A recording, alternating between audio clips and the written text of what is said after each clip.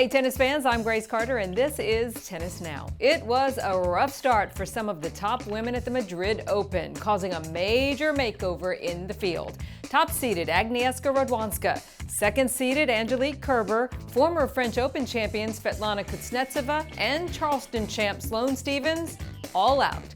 The men's field also took a big hit on Monday as Roger Federer was forced to withdraw with a back injury he suffered in practice on Saturday. The third-ranked Swiss had knee surgery after the Australian Open, and that had him sidelined for 10 weeks, and he's withdrawn from 2 of his last 3 tournaments. Back in March, you'll remember, at the Miami Open, it was a stomach virus. Roger admits he is frustrated, but says he's still upbeat and believes the back issue is going to go away. He says he'd rather it be his back, in fact, than his knee.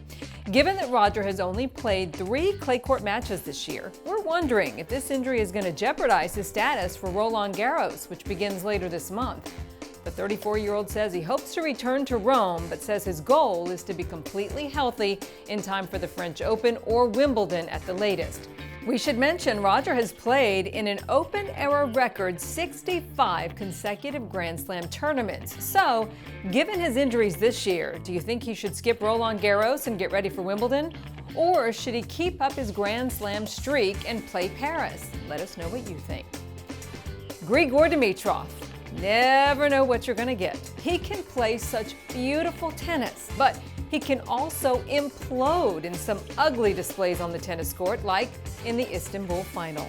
After blowing a one-set 5-2 lead to Diego Schwartzman and breaking several strings on key points, Grigor had a meltdown, decapitating 3 different rackets.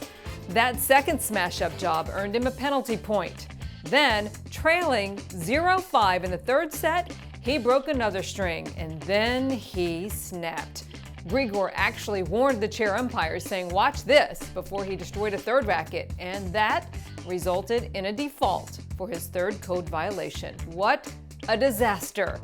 During the trophy presentation, Grigor apologized. He also tweeted an apology later. I let my fans, I let all of you guys with that kind of behavior, for which I'm definitely apologizing for. Kids got to learn how to keep school.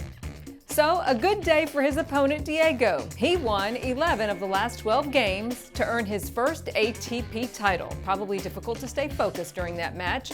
Former world number 8 Grigor not only got the loss, he got a chorus of boos from the fans in Istanbul. Next up for him, Madrid. Genie Bouchard is reuniting with a familiar ally to try to climb back up the rankings.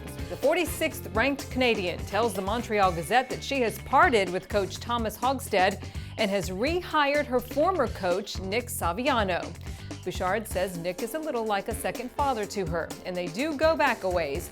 A former ATP pro himself, Nick has known Genie since she was 12 and coached her to a career-high rank of number 5 in 2014. That's when she reached the Wimbledon final and the semifinals at the Australian Open and the French Open. Last season, Saviano worked with Sloane Stephens, who, by the way, Genie beat at Indian Wells back in March. Bouchard has already reached 2 finals this season, but since beating Stephens, she hasn't won back-to-back matches, including her opening round loss in Madrid. Genie's struggles began in 2015 after suffering a concussion in a fall in the US Open locker room last summer.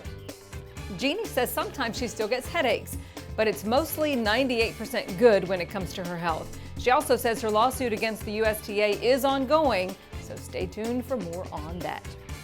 Novak Djokovic will be playing Madrid for the first time since 2013.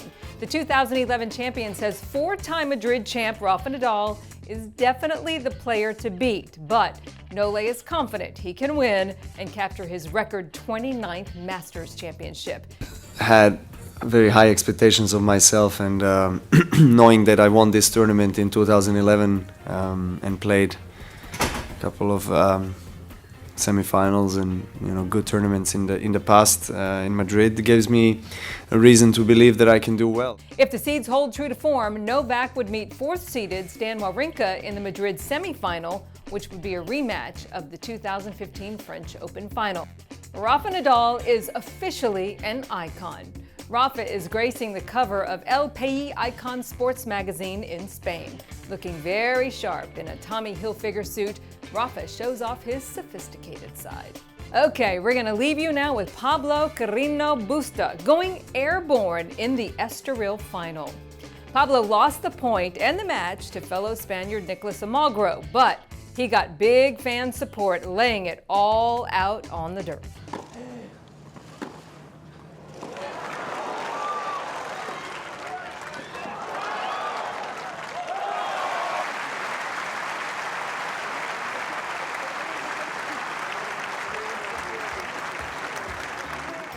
That's our news for now, everybody. I'm Grace Carter. See you next time here on Tennis Now.